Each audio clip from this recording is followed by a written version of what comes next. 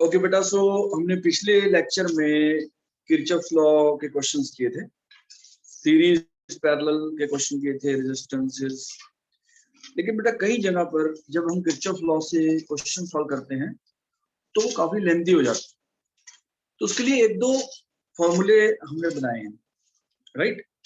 जैसे resistances, series and parallel एक shortcut होता है क्वेश्चन को सॉल्व करने का। अदरवाइज किरचॉफ लॉ से तो सब सॉल्व हो जाएगा, क्योंकि किरचॉफ लॉ ने तो सब कुछ लीनियर इक्वेशन में कन्वर्ट कर दिया था। तो ऐसे ही जैसे हमने रेजिस्टेंस इन सीरीज का इक्विवेलेंट निकाला, रेजिस्टेंस इन पैरेलल का इक्विवेलेंट निकाला, आज हम cells in series and parallel का इक्विवेलेंट निकालेंगे, राइट। सो पहले है cells in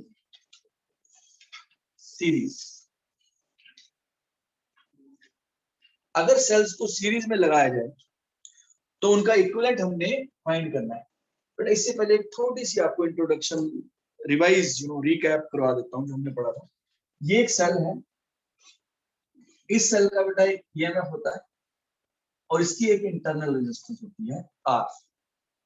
E is the EMF of the cell, यानी कि potential difference across the cell when the cell is not in use. And R क्या है? R is the internal resistance of the cell, यानी कि the resistance offered by the electrodes and electrolyte of the cell, right? E EMF and R internal resistance। जब cell use नहीं हो रहा तो क्या पोटेंशियल डिफरेंस होगा? वो E होगा। लेकिन जब सेल यूज होना शुरू हो जाता है तो पोटेंशियल डिफरेंस चेंज हो जाता है। तब वोल्टेज क्या होती है बेटा? E minus I are. जब सेल, यानी कि अगर ये A है ये B है, तो VA माइनस VB, यानी कि V किसके इक्वल होता है? E minus I R.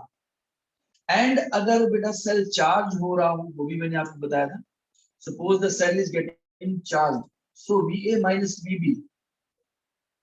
इस केस में VA माइनस VB कितना होता है? E plus I R. इस केस में ये वोल्टेज, ये पोटेंशियल डिफरेंस होता है। During discharging this is the potential difference E minus I R, and during charging it is the potential difference E plus I R, right. अब let us see, अगर आपने दो sales को series में connect कर दिया, अब ध्यान से समझना बेटा, अब आपने दो सेल्स सीरीज में कनेक्ट कर दिए हैं। Now this is a series connection. E1 R1 E2 R2, right. R1 इसके अंदर है, R2 इसके अंदर है, वो मैंने शो नहीं किया, राइट। अब सुनना बेटा ध्यान से। अब इसको आपने किसी सर्किट में लगा दिया, वो सर्किट हम शो नहीं कर रहे, आप इमेजिन कर लो कि ये यहां से ऐसे किसी चीज के साथ कनेक्टेड है, रेजिस्टेंस के साथ, राइट। अब आपको इस सर्किट का इक्विवेलेंट निकालना है, यानी कि इन दो सेल को हटा के मैं एक सेल लगाना चाहता हूँ, राइट। और सर्किट का जो करंट है वो चेंज नहीं होना चाहिए। बिलीव मी बेटा, बहुत सारे लोग इसका फॉर्मूला निकाल लेते हैं, लेकिन उनको इक्विवेलेंट क्या होता है वो नहीं पता होता, और यहीं पे आपको कॉम्पिटिटिव एग्जाम में वो पकड़ लेते हैं, राइट। डायरेक्ट फॉर्मूला से जो क्वेश्चन होना वो हो जाएगा, लेकिन अगर आपको इक्विवेलेंट ही नहीं पता क्या है तो उससे अच्छा क्वेश्चन नहीं होगा, अच्छे लेवल का क्वेश्चन नहीं होगा। इक्विवेलेंट का मतलब क्या है? सर ये दो सेल हमने सीरीज में लगाए, इस सिस्टम को मैंने एक एक्सटर्नल रेजिस्टेंस R के साथ कनेक्ट कर दिया। नाउ सपोज इन दोनों ने मिलके I करंट दिया, इस रेजिस्टेंस को सपोज I करंट दिया, राइट। अगर मैं इन दोनों को हटा के सपोज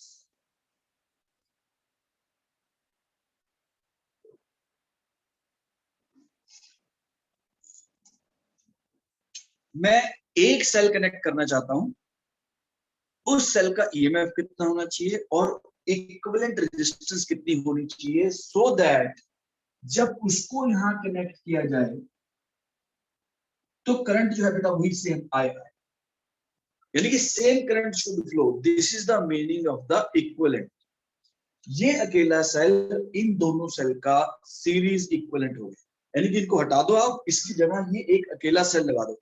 इस रेजिस्टेंस को जितना करंट पहले मिल रहा था अभी भी उतना ही करंट मिलेगा। तो हमने ये करना है, ठीक है। लेट अस सी, यानी कि what I am looking for is E equivalent and R equivalent. वो कैसे करेंगे अब देखना ध्यान। मैं यहां पर बेटा 3 पॉइंट्स मार्क करता हूं, A, this is B and this is C. ABC मैंने 3 पॉइंट्स मार्क कर लिया। अब ध्यान से समझना बेटा। अब मैं VA माइनस VB को V लेता हूं, यानी कि इसके अक्रॉस, इस कॉम्बिनेशन के अक्रॉस पोटेंशियल डिफरेंस, इसको मैंने V मान लिया। अब सुनना बेटा ध्यान से, थोड़ा टाइम लगेगा, थोड़ा सा ट्रिकी है। अच्छा, इसको यहीं पे रखते हैं अभी। VA minus VC। अब VA माइनस VC कितना होगा, यानी कि इस सेल के अक्रॉस पोटेंशियल डिफरेंस कितना है। What is the potential difference across this cell. सबसे पहले आपको क्या देखना है, is this cell in use, yes of course, the current is being withdrawn, current इससे फ्लो कर रहा है तो सेल यूज में है। तो इसके अक्रॉस पोटेंशियल डिफरेंस कितना है, तो फॉर्मूला क्या लगेगा, या E प्लस IR या फिर E माइनस IR। वो कैसे देखेंगे, करंट इससे बाहर आ रहा है, यानी कि ये सोर्स है, यानी कि डिस्चार्ज हो रहा है। तो VA माइनस VC कितना होगा बेटा, E1 minus IR1। VA minus VC यानी कि इसका पोटेंशियल डिफरेंस कितना हो गया, E1 minus IR। VC minus VB, इसका पोटेंशियल डिफरेंस देखते हैं। VC माइनस VB कितना हो गया, ध्यान से देखना। VC माइनस VB कितना हो जाएगा बेटा, E2 माइनस IR। अब हम इन दोनों इक्वेशंस को ऐड करते हैं। Sir why, you will see why I am doing this. जैसे इसको ऐड करोगे आपके पास क्या आ जाएगा, VA minus VB equals to E1 plus E2 minus I into R1 plus R2। Right, मैंने इसमें से I कॉमन ले लिया, यार। अब बेटा VA माइनस VB कितना है, V यानी कि इस सिस्टम के अक्रॉस पोटेंशियल डिफरेंस। तो V equals to E1 plus E2 minus I into R1 plus R2। अगर आप इस एक्सप्रेशन की शेप देखो बेटा, V equals to E minus I into R, यानी कि बेटा ये क्या आ गया, ये E इक्विवेलेंट हो गया, और ये क्या हो गया, ये आपका R इक्विवेलेंट हो गया। यानी कि E इक्विवेलेंट कितना आ गया बेटा, E1 plus E2 and R equivalent कितना आ गया बेटा, R1 प्लस R2। यानी कि इन दोनों सेल्स की बजाय इसको हटा के आप एक ऐसा सेल लगाओ जिसका EMF कितना हो, E1 plus E2 and equivalent resistance कितनी हो, R1 प्लस R2। तो सर्किट में उतना ही करंट फ्लो करेगा जितना पहले कर रहा है। तो ये हमारे पास फॉर्मूला आ गया बेटा। अगर सेल सीरीज में कनेक्टेड हो तो उस केस में E equivalent will be E1 plus E2 and R equivalent will be R1 plus R2. Beta, is this clear? Yes, Beta, is sir. this clear? Yes. Beta, please note this down. देखो बेटा, ये formula तो आपको बताया जा सकता है direct, right, derivation भी, लेकिन इक्विवेलेंट का मीनिंग आपको समझना है। यानी कि सर्किट में कुछ चेंज नहीं हुआ, यानी कि इस रेजिस्टेंस को पहले भी करंट आई मिल रहा था और अभी भी करंट आई मिलेगा। यानी कि अगर आप इन दोनों को हटा के क्या करो, ये लगा देते हैं इस सेल का E1 plus E2 and resistance R1 plus R2। तो अभी भी यहां से करंट आए गए हैं, तो यहां से भी करंट आ ही जाएगा। बेटा, is this clear to everyone? Shubhavya बेटा, हर्षिता क्लियर है? Yes, sir. Yes, sir. सीमता बेटा, अर्नव, Yes, sir. इसको नोट कर लो प्लीज।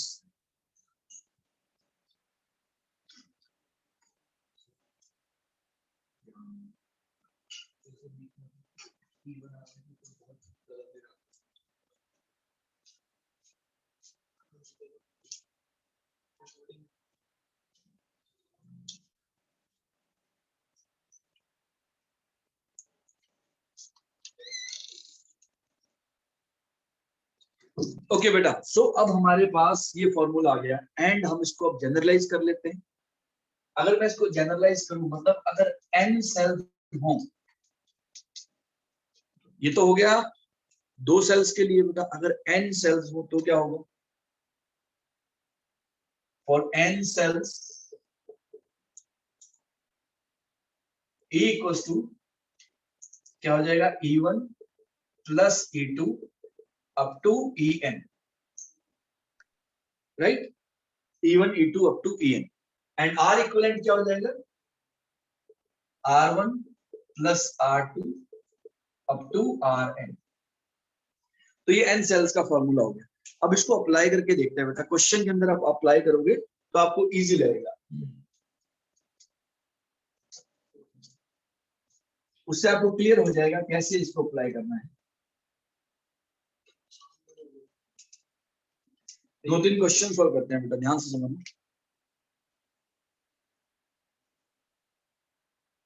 ये 2 सर्किट, 2 सेल आपको लगा दिए ऐसे, 2 volt 1 ohm and 5 volt and 2 ओम, इसका इक्विवेलेंट निकालना है हमने। यानी कि इन 2 सेल को हटा के बेटा आप एक सिंगल सेल लगा दो, तो क्या आंसर आएगा? आप देख सकते हो, सीधा ऐड करना है। ओके, कौन सा सेल लगाना पड़ेगा? कितने वोल्ट का? सर 7 वोल्ट, और उसकी इंटरनल रेजिस्टेंस कितनी होनी चाहिए? 3 ओम होनी चाहिए, राइट? ये तो डायरेक्ट हो गया बेटा। अब इसमें क्या ट्विस्ट कर सकते हैं आप सोचोगे, सर इसमें क्या हो सकता है? ये बैटरी, ये सेल्स को उल्टा लगा देंगे। उल्टा कैसे लगाएंगे? लेट अस सी। इसी को मैं उल्टा लगा के देखता हूं। अगर ये ऐसे कर दिया जाए, अगर ये बेटा ऐसे हो, इस केस में क्या होगा बेटा? इस केस में ये ऑपोजिट काम कर रहे हैं। अब कोई बच्चा सोचेगा, अगर मैं अपना दिमाग लगाऊं ज्यादा, तो मैं क्या बोलूंगा? सर ये करंट उधर भेज देगा और ये करंट इधर भेज देगा, बट ऐसा होने वाला नहीं है बेटा। होगा क्या? करंट तो एक ही डायरेक्शन में जा सकता है।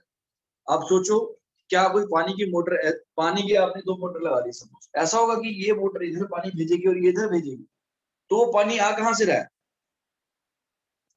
रास्ता तो एक ही है ना।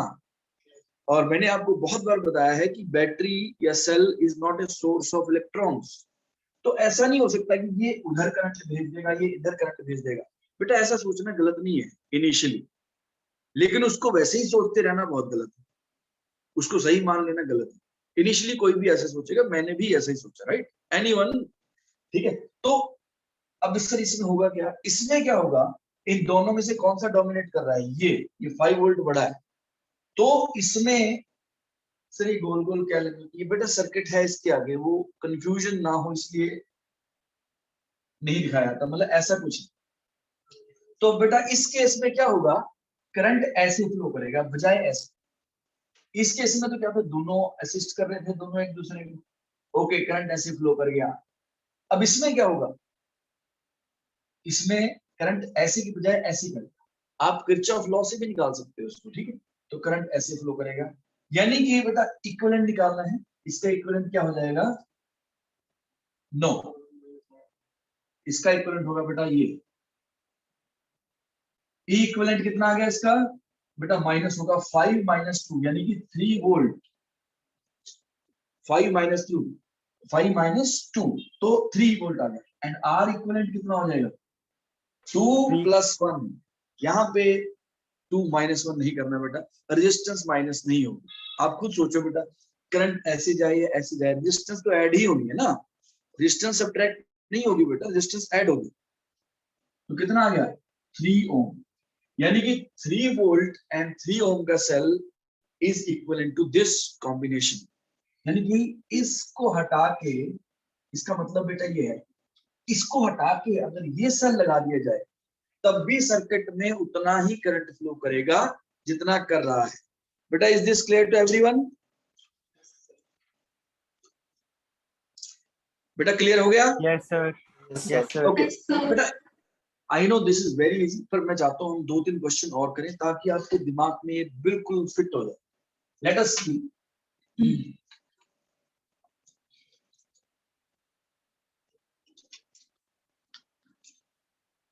हम एक दो क्वेश्चन और कर लेते हैं ताकि बिल्कुल इजीली आपको ये क्लियर हो जाए।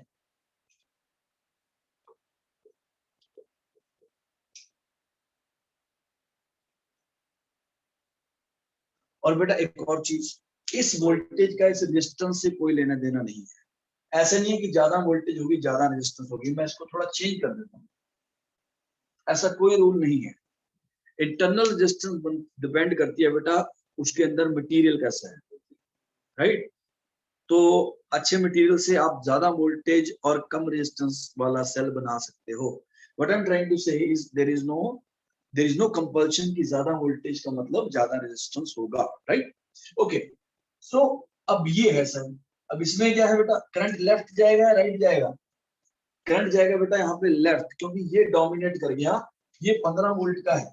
आप एक रेजिस्टेंस लगा के चेक कर लिया, करंट या तो ऐसे जाना है या ऐसे जाना है, बट ये डोमिनेट कर गया, ये बड़ा हो गया, यानी कि करंट ऐसे होगा, यानी कि बेटा ये सेल डिस्चार्ज होगा और ये सेल चार्ज होगा, right. This is acting like a source, means which provides the energy, and this is acting like a load या consumer, right, जो energy consume कर। तो बेटा क्या करना है, सिंपल 15 plus 10 या 15 minus 10 क्या आ गया बेटा 5 volt. Resistance still has to be added, तो 6 ओम हो गया, यानी कि इस कॉम्बिनेशन का इक्विवेलेंट 5 वोल्ट एंड 6 ओम है। बेटा क्लियर हो गया सबको? Yes, is sir. This clear? Okay good. अब थोड़ा ध्यान से समझना, एक क्वेश्चन करते हैं अच्छा से। ये क्वेश्चन, अब इसमें कोई कहेगा सर क्या ट्विस्ट कर सकते हैं, अभी देखो इसमें भी ट्विस्ट कर देते हैं। ये बोलते हैं 10 cells of 22 volt each are connected in series.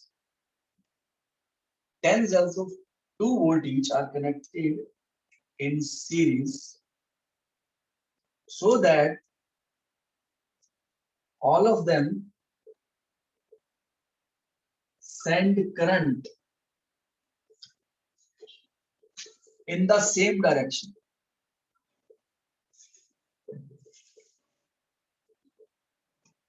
Ten cells of 2 volt each are connected in series so that all of them send the current in the same direction. Find the equivalent EMF and equivalent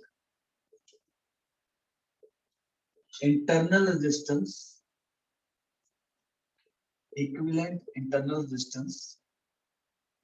if each cell has R equals to 1 ohm. ये question, अब पहले बेटा इसको solve करते हैं। ये इन्होंने क्या बोला, सेल इन्होंने ऐसे कनेक्ट कर दिया बेटा,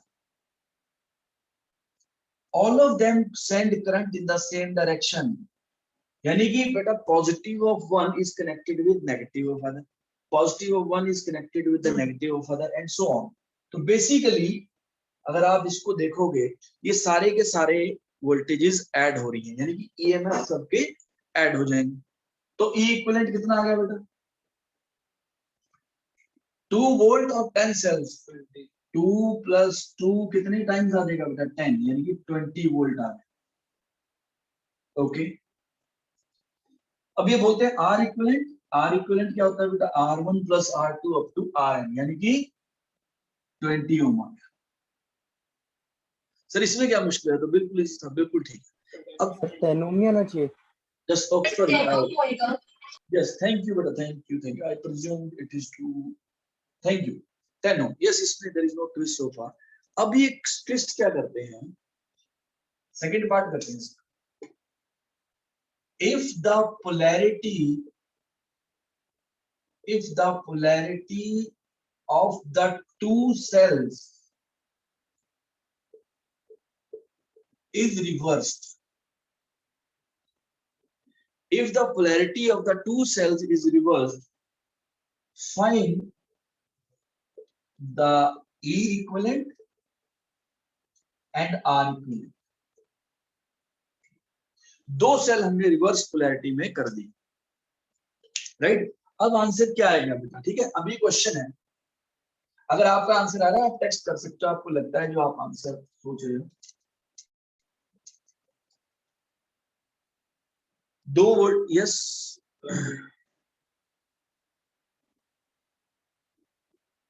दो सेल हमने रिवर्स कर दिए बेटा।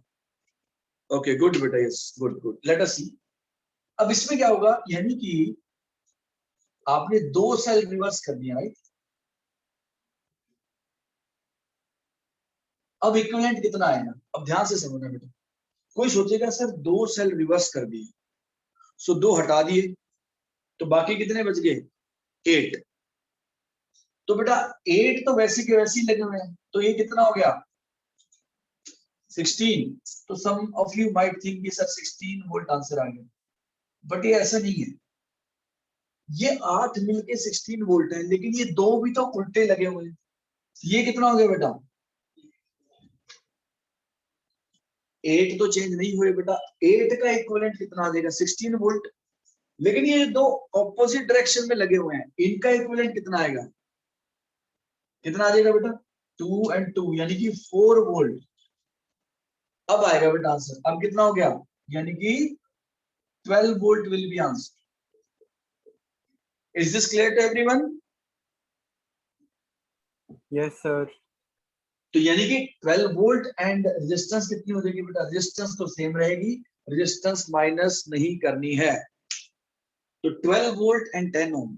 अब आप थोड़ा सोचो ध्यान से, इसमें आपका फॉर्मूला अगर देखें क्या बन गया, यानी कि 10 सेल्स थे, 10 into 2 माइनस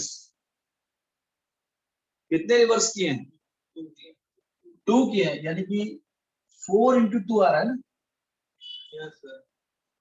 12 आया ना आंसर। तो 20 माइनस 8 यानी कि 12 हो गया। तो बेटा जो रिवर्स किए हैं उसको 2 बार लेना पड़ेगा, माइनस नहीं करना है बेटा, सीधा माइनस नहीं करना, 2 से मल्टीप्लाई करके माइनस करना है।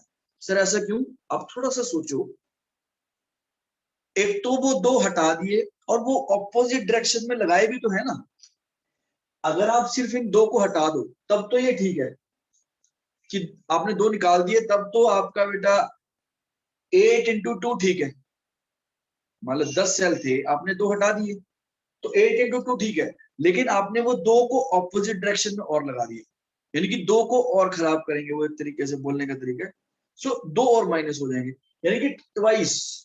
तो अगर n सेल्स हो, मान लो n सेल्स थे टोटल, और m हमने रिवर्स कर दिए उसमें से। अगर n सेल थे और m रिवर्स कर दिए सपोज, और सबका ईएमएफ मान लो E है, तो आपका क्या फॉर्मूला बन जाएगा बेटा इसका, n क्या बनेगा, n e minus 2me,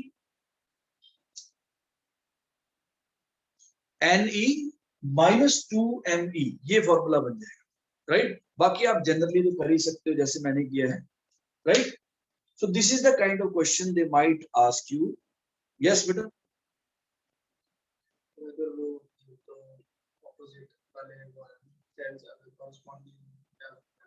corresponding कोई फर्क नहीं पड़ेगा बेटा उससे, बिल्कुल बहुत अच्छा क्वेश्चन है बेटा। I really like this kind of question, these are the kind of question which will take you very very forward। बिल्कुल ठीक है बेटा, हर चीज पता होनी चाहिए। मैं आपको छोटे 10 ज्यादा होंगे, 3-4 साल से देखते हैं। अब सुनना बेटा ध्यान से, बहुत अच्छे क्वेश्चन है ये ऐसे है, मान लो सर ये 2 वोल्ट 2 वोल्ट 2 वोल्ट कितना हो गया, 6 वोल्ट हो गया, ओके। अगर बेटा कोई कहता सर इसमें अगर हम एक को रिवर्स कर देते हैं, ये कर दिया, अब कितना हो जाएगा, और 1 ओम 1 ओम 1 ओम यानी कि 3 ओम, राइट। अब इस केस में क्या होगा, अब अगर आप थोड़ा देखो बेटा ध्यान से, ये 2 वोल्ट 2 वोल्ट 2 वोल्ट, ये तो दोनों कैंसिल ही हो गए बेटा, ये 2 वोल्ट और 2 वोल्ट, अब ये दोनों ऐड हो रहे हैं और ये सब्ट्रैक्ट हो रहा है, राइट। तो 4 - 2 हो जाएगा ना, तो यानी कि 2 वोल्ट आ जाएगा। अब जो मेरा कहने का मतलब है, अगर आप इसको ऐसे भी करते तब भी सेम इफेक्ट आए, it is not going to matter, even this is same 2 volt 2 volt 2 volt. इसका आंसर, ये दोनों इक्विवेलेंट हैं बेटा, ये एक ही चीज है।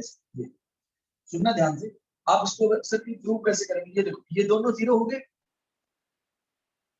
ये जीरो हो गए ना, क्योंकि अगर पोलैरिटी ऑपोजिट हो तो माइनस होते हैं, तो 2 - 2 0, ये अकेला बच गया, यानी कि 2 वोल्ट आ गया बेटा।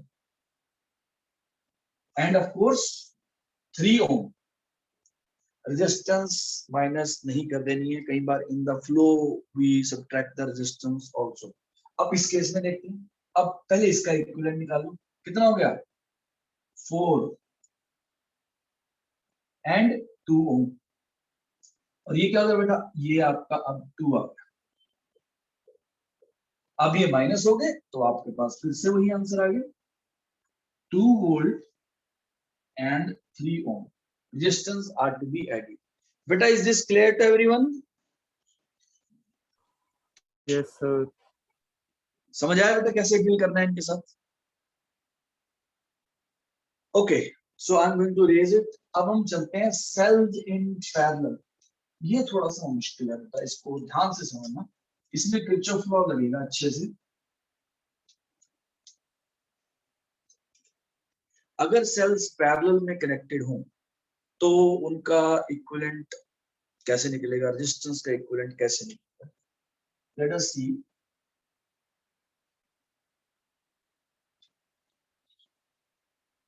ये दो सेल्स मैंने बेटा पैरेलल में कनेक्ट कर दिए, ध्यान से समझ। इसका मतलब है बेटा यहाँ पे कोई सर्किट होगा ऐसे, यहां से कोई करंट जाएगा आई, ओके। आप चाहते हो बेटा जितना करंट इस आर से इन दोनों ने मिलके भेजा, आप चाहते हो एक अकेला सेल ही उतना करंट भेज दे, तो E equivalent and R equivalent हमें चाहिए, राइट। ये हो गया हमारा सेल्स इन पैरेलल। पहले आपको इसका मीनिंग समझना। मीनिंग क्या है इसका? सर जब आपने इन दोनों को ऐसे कनेक्ट किया, किसी सर्किट के साथ कनेक्ट करेंगे, अब जितना करंट इस इन दोनों के कॉम्बिनेशन में मिलके इस आर को दिया है, उतना ही अगर एक सेल करंट दे दे सेम आर को, तो ये अकेला सेल इन दोनों के पैरेलल इक्विवेलेंट है। But yes, you have to go through like this, you have to be meticulous. Meticulous नहीं होगे तो समझ नहीं आएगा, राइट। सो अब देखते हैं कैसे करना है। मान लेते हैं ये करंट आए हैं, अब ये करंट जाके दो पार्ट्स में डिवाइड होगा, ध्यान से समझना बेटा। E2 R2, ये करंट ऊपर गया सपोज I1, नीचे गया I2। अब ध्यान से समझना बेटा, बहुत इंपॉर्टेंट है। ये पॉइंट A है और ये पॉइंट है B। अब बेटा VA minus VB, VA minus VB, suppose मैं इसको V बोल देता हूं। सपोज A पॉइंट का पोटेंशियल माइनस B पॉइंट का पोटेंशियल V है। अब सुनना बेटा ध्यान से। अब पहले मैं ऊपर से देखता हूं इसके थ्रू, अगर मैं इससे देखूं इसका पोटेंशियल डिफरेंस कितना है? सर इसका पोटेंशियल डिफरेंस हो गया V equals to E1 minus I1 R1। Clear है? A और B पॉइंट में कितना पोटेंशियल डिफरेंस है? सर A और B पॉइंट के अक्रॉस सेल लगा हुआ है E1। सर E2 भी तो लगा हुआ है, ये वो भी लगा, वो उसको बाद में देखते हैं, पहले यहां से निकालते हैं। तो कितना हो गया बेटा? V equals to E1 minus I1 R। Okay, तो यहां से I1 की वैल्यू निकालते हैं। I1 की वैल्यू यहां से आ गई आपके पास E1 minus V upon R1। ये हमारी आ गई बेटा फर्स्ट इक्वेशन। अब V तो यहां से भी आ सकता है, नीचे वाले से। सो V इक्वल्स टू हम ये भी देख सकते हैं E2 minus I2 R2। Sir ये नीचे वाला कैसे V है? क्योंकि दोनों पैरेलल में है बेटा, दोनों A एंड B के अक्रॉस लगे हुए हैं, तो जितना पोटेंशियल डिफरेंस इसका है उतना ही इसका है। समझ रहे बेटा? इसका ईएमएफ इसके ईएमएफ से बराबर है, सॉरी डिफरेंट है, लेकिन वो तब है अगर ये यूज नहीं हो रहे। अब जब जैसे ही यूज हुए इनका वोल्टेज या इनका पोटेंशियल डिफरेंस अब E1 एंड E2 नहीं है। अब इसका पोटेंशियल डिफरेंस कितना है V, और इसका पोटेंशियल डिफरेंस कितना है V। इक्वल इसलिए है क्योंकि दोनों पैरेलल है, ठीक है। अब V की वैल्यू आ गई। अब यहां से हम I2 निकाल लेते हैं। I2 कितना हो जाएगा E2 minus V upon R1, ये इक्वेशन 2 लिख लो। अब बेटा अगर आप थोड़ा ध्यान से देखो, इक्विवेलेंट आपको तो समझ आ गया है। I इक्वल टू किसके इक्वल है, I equal to I1 plus I2, right. Kirchhoff's current law, I यहां से आया और दो पार्ट्स में डिवाइड हो गया, I1 एंड I2। अब वैल्यू पुट करते हैं बेटा इसकी, I equal to E1 minus V upon R1 plus E2 minus V upon R2, right. अब इसको सिंप्लीफाई करेंगे बेटा, I equal to E1 R2 minus V R2 plus E2 R1, मैंने एलसीएम ले लिया बेटा V R1 upon R1 R2, right. LCM ले लिया है, क्रॉस मल्टीप्लाई करते हैं। I R1 R2 equals to V वाली टर्म्स बेटा अलग कर लेते हैं, E1 R2 plus E2 R1 minus V common लिया R1 प्लस R2, राइट। अब हमारा एम है V निकालना, इसको बेटा इधर ले आते हैं, तो आपके पास क्या आ जाएगा V into R1 plus R2 equals to E1 R2 plus E2 R1 minus I into R1 R2। बेटा देखने में बहुत मुश्किल लग रहा है, रिजल्ट बहुत इजी आएगा। Calculation is little tricky, right. अब V की वैल्यू यहां से कितनी आ गई आपके पास, E1 R2 plus E2 R1 upon R1 plus R2, okay, minus I into R1 R2 upon R1 plus R2। अब आप देखो बेटा इसकी shape, V equals to something minus I into something, V equals to something minus I into something. So this something should be E equivalent and this something should be R equivalent. तो बेटा E equivalent का ये formula आ गया और R equivalent का ये formula आ गया हमारे पास, right. So this is the derivation. ये तो आपको बेटा 4-5 बार करनी पड़ेगी। अगर आप देखो मैंने सिर्फ किरचॉफ लॉ लगाया है, अगर आप इसको देखो this is just accumulation of जो अभी तक हमने लर्न किया है वो 2-3 बार लग गया। क्या लगा, पहले किरचॉफ्स करंट लॉ लगा, उसके बाद इसकी वोल्टेज यानी कि सेल का वोल्टेज क्या होता है बेटा E माइनस IR लग गया। फिर जो इसकी वोल्टेज है यानी कि जो इसका पोटेंशियल डिफरेंस है वो ही इसका पोटेंशियल डिफरेंस है। सर ये कहां से आया, पैरेलल में पोटेंशियल डिफरेंस सेम होता है। तो बस यहां से मैंने ये मैनिपुलेशन करी, मुझे इस शेप में लेके आना था, V equals to E minus IR। तो ये E इक्विवेलेंट है बेटा, ये R इक्विवेलेंट है, लेकिन इसको याद करना थोड़ा सा मुश्किल है, इसको इजी करते हैं बेटा। वैसे तो बेटा ये रिजल्ट आ गया है लेकिन इसको थोड़ा इजी किया जा सकता है। एक बार इसका स्क्रीनशॉट ले लो बेटा प्लीज।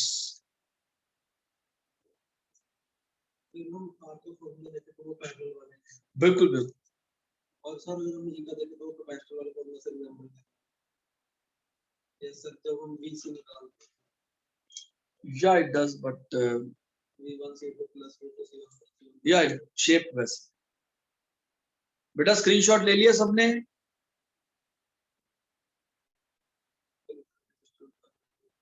बेटा शुभव्या क्लियर है, सिमता, अर्णव बेटा मुकुट, Aryan, Urvashi, Yes, sir. Yes, sir. Avneet बेटा, प्रभजीत, Yes, कुणाल, sir. शुभव्या, हर्षिता बेटा, क्लियर है? Yes, sir. Okay good. अब बेटा इसको थोड़ा सा सिंप्लीफाई करते हैं। सिंप्लीफाई कैसे करेंगे, अब थोड़ा देखना ध्यान से। मेरे पास v की वैल्यू कितनी आई है? v आया है आपके पास E1 R2 E इक्विवेलेंट जो आया है, E इक्विवेलेंट किसके आया है? Equal E1 R2 plus E2 R1 by R1 plus R2। अब देखना बेटा ध्यान से, बहुत सिमेट्री है, नहीं तो इसको लर्न करने में तो काफी मुश्किल हो जाएगा, और अगर 3 सेल्स आ जाए तो और भी मुश्किल हो जाएगा फॉर्मूला। लेकिन आपके लिए काम बहुत एनसीईआरटी ने आसान कर दिया। I don't want to take credit for that, NCERT ने बिल्कुल इजी करके दे दिया। ये फॉर्मूला है, ओके गुड। अब अच्छा, आर इक्विवेलेंट किसके इक्वल आया था? अगर आप देखो ध्यान से, R1 R2 by R1 plus R2। बेटा ये अगर आप देखो ध्यान से, ये क्या है? इसको मैं लिख सकता हूँ 1 by R equivalent equals to R1 plus R2 by R1 R2। उसको रेसिप्रोकल कर दिया, राइट? अब बेटा देखो 1 by R equivalent equals to, अब इसको अलग अलग करो, 1 बाय R2 by R1 R2. I have made use of the distributive property, right? Division is distributive over addition. Okay. So 1 by R equivalent कितना आ गया? 1 by R2 plus 1 by R1. चलो, I would like to take this opportunity to explain you something. If I say यहां से हम यहां कैसे आए, sir इसके बाद ये कैसे लिख दिया, तो मुझे पता है ज्यादातर लोगों का आंसर क्या होगा। बहुत कम लोग, अगर आप बोल सकते हो तो बहुत अच्छा है, आई एम वेरी ग्लैड अगर आपको ये आंसर पता। बेटा here I have made use of the distributive property, right? अब कहते हैं कि इसको ऐसे लिखा जा सकता है, वो तो है ही है, अगर आपको पता है तो that means you have mugged. But उसका रीजन है बेटा, रीजन क्या है? That is what technicality is. अगर यहां से यहां का आप रीजन बता सकते हो तो आपने अच्छा मैथ्स पढ़ा है, राइट? सर एक बंदा बोलता है सर दिस अपॉन, सर आपको पता ही है a plus B by C जो होता है वो a by C plus B by C होता है। नहीं मुझे नहीं पता बेटा ऐसा होता है। तो बच्चे कहते हैं कई बार, मैं अभी तो आप ऑनलाइन पढ़ रहे हो, मैंने कहा बेटा यहाँ से यहाँ कैसे गए? कहते सर आपको पता नहीं है sir a plus B by C equals to a by C plus B by C होता है। बेटा लेकिन आपको बताना पड़ेगा रीजन। तो यही टर्म्स हैं, यही टेक्निकलिटीज हैं जो आपको सीखनी होती है कि जब आप कुछ यूज कर रहे हो, what is the theorem, what is the lemma, what is the argument, what is the law you are using. So here I have made use of the property of distribution. Division is distributive over addition. Division is not distributive over multiplication. क्या बेटा AB by C को A by C into B by C लिखा जाता है? नहीं लिखा जाता ना। AB by C को आप क्या A by C into B by C लिखते हो? No. Right? Most of the problem arise from here. जब आप बिना रीजन की चीजें याद करते हो वहां प्रॉब्लम आती है। चलो एनीवेज, तो बेटा मैंने क्या किया, दिस अपॉन दिस, यानी कि सर जब सेल्स को पैरेलल में लगाते हैं तो उनकी रेजिस्टेंस का बिहेवियर तो पैरेलल वाला ही है। यानी कि जब इक्विवेलेंट रेजिस्टेंस निकालनी होगी सेल्स की तो आपको क्या करना है बेटा, 1 by R equivalent equals to 1 by R1 plus 1 by R2 and so on ही करना है, राइट? ओके, अब यहां पे चलते हैं। अच्छा बेटा अगर मैं इसको E equivalent equals to, इसको भी हम थोड़ा सा ऐसे करते हैं, E1 R2 plus E2 R1, ऊपर मैं R1 R2 से डिवाइड करता हूं और नीचे भी R1 R2 से डिवाइड करता हूं। बेटा फॉर्मूला बिल्कुल इजी हो जाएगा, multiplying and dividing by R1 R2। Sir इससे क्या होगा अभी देखना आप, E इक्विवेलेंट इक्वल्स टू क्या आ गया, जब इसको डिवाइड करोगे ये बन जाएगा E1 bye R1 plus E2 bye R2 upon, ये क्या बन जाएगा बेटा, अगर इसको देखो आप ये पैरेलल वाला है। बेटा, अगर आप थोड़ा ये देखो, ये 1 बाय R इक्विवेलेंट नहीं बन गया नीचे, यस और नो, यही बन गया ना, E1 by R1 plus E2 by R2 upon 1 by R equivalent. तो E इक्विवेलेंट का बेटा पैरेलल में ये फॉर्मूला बन गया, या इसको इस फॉर्म में भी लिखा जाता है, अगर क्रॉस मल्टीप्लाई कर दो, E equivalent by R equivalent equals to E1 by R1 plus E2 by R2। अब बेटा थोड़ा सा अगर आप एक्सटेंड कर दो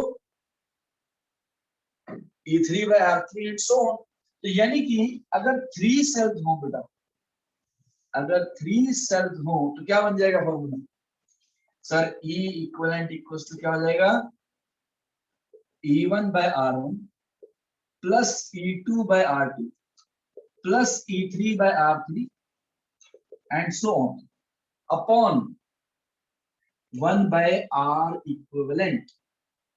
और 1 by R इक्विवेलेंट कैसे निकलेगा, 1 by R1 plus 1 by R2 and so on. बेटा is this clear to everyone? तो आपको देखो बेटा, Yes, sir. अब वो नहीं याद करना E1 R2 plus E2 R1 by R1 plus R2, तो ये याद रखो सीधा सर, पैरेलल में जब सेल्स लगे होंगे तो E इक्विवेलेंट कैसे निकलेगा, E1 by R1 plus E2 by R2। और एक और चीज, अगर पोलैरिटी रिवर्स हो तो बस यहाँ माइनस लगा देना, जैसे वहां पे माइनस किया था। अभी जो मैंने जब इसको डिराइव किया था बेटा, 2 सेल मैंने ऐसे कनेक्ट किए थे, दोनों के पॉजिटिव एक ही साइड पे। अब बेटा अगर पॉजिटिव इसका उल्टा लगा दिया जाए तो बस यहाँ पे आपको माइनस लगाना है, कुछ और नहीं करना। बेटा क्लियर हो गया या नहीं हुआ? अब पैरेलल का फॉर्मूला इजी हो गया लर्न करना, यस और नो? इससे बेटा कोई कहता नहीं मुझे वो अच्छा लगता sir, E1 R2 plus E2 R1 by R1 plus R2, yes it is alright, no problem. But 3 में क्या होगा बेटा, अगर 3 सेल लग गए तो उसका कितना कॉम्प्लेक्स, मैंने तो कभी डेरिवेशन भी नहीं की उसकी, क्या है, इसको सिंपलीफाई करके देख लो आप, क्या आ जाएगा, E1 R2 R3 plus E2 R1 R3 plus E3 R1 R2, complex हो जाएगा ना। तो इसीलिए इसको इस फॉर्म में लिखा जाता है, E equivalent equals to E1 by R1 plus E2 by R2 plus E3 by R3 upon 1 by R equivalent. But is this clear to everyone?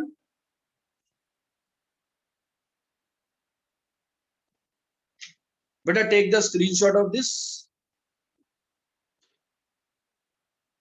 बेटा क्लियर है सबको? उर्वशी बेटा, अर्नव, आर्यन, भवनीत, गुरकीरत, Yes, असीमता बेटा, शुभव्या,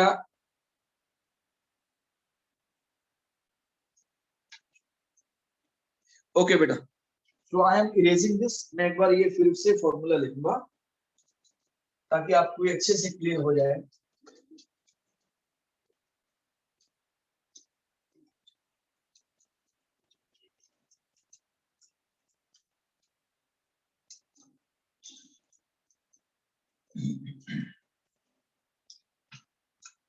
क्या फॉर्मूला है बेटा हमारे पास, E equivalent equals to parallel का formula,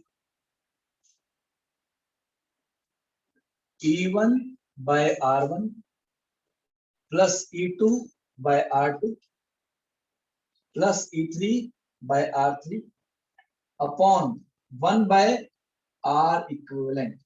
and 1 by R equivalent किसके इक्वल होता है बेटा, 1 by R1, पैरेलल वाला है ना relation, 1 by R2 and so on. Is this clear to everyone? इसका एक फॉर्मूला क्वेश्चन करते हैं बेटा, उससे आपको क्लियर हो जाएगा। मान लो ये 2 सेल्स हैं, 8 वोल्ट 4 ओम, 2 वोल्ट 1 ओम। अब ये बोलते हैं E इक्विवेलेंट निकालो और R इक्विवेलेंट निकालो, राइट? अब लेट अस सी, पहले 1/r इक्विवेलेंट निकाल लेते हैं। 1/r इक्विवेलेंट कितना आ जाएगा? 1/4 प्लस 1, यानी कि 1/r इक्विवेलेंट कितना आ गया? 5/4। अब बेटा इस फॉर्मूले में पुट कर देते हैं E equivalent equals to E1/r1 यानी कि 8/4 प्लस E2/r2 यानी कि 2/1 अपॉन R इक्विवेलेंट यानी कि वोल्ट तो एंड में लगा ही देंगे 5/4। तो बेटा कितना आ गया ये? 16/5 वोल्ट। एंड R इक्विवेलेंट कितना आ गया बेटा? तो ये जो कॉम्बिनेशन है ये कितने वोल्ट की तरह बिहेव करेगा? 3.2 वोल्ट। एंड इसकी रेजिस्टेंस कितनी हो जाएगी बेटा?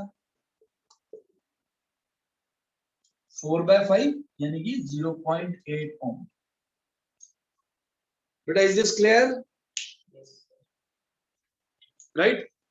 तो आज हमने बेटा दो चीजें की, एक तो सेल्स इन सीरीज उसके फॉर्मूले डिराइव किए और एक सेल्स इन पैरेलल के हमने फॉर्मूले डिराइव किए।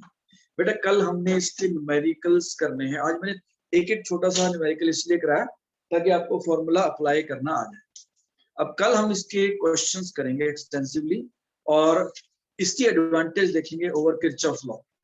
दो I personally don't use this formula, but yes sometimes they can save time, but believe me time saving की बात तब आएगी जब आप 720 में से 720 एम रखोगे, नहीं तो पूरा टाइम होता है बेटा फुल। ट्रिक की तब जरूरत पड़ती है बेटा जब आपको सारे के सारे क्वेश्चन अटेम्प्ट करने और ठीक भी करने।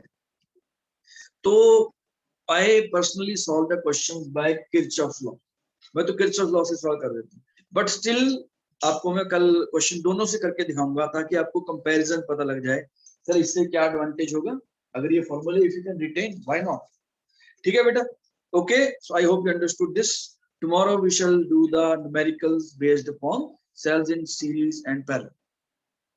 ओके बेटा, take care, bye bye, see you.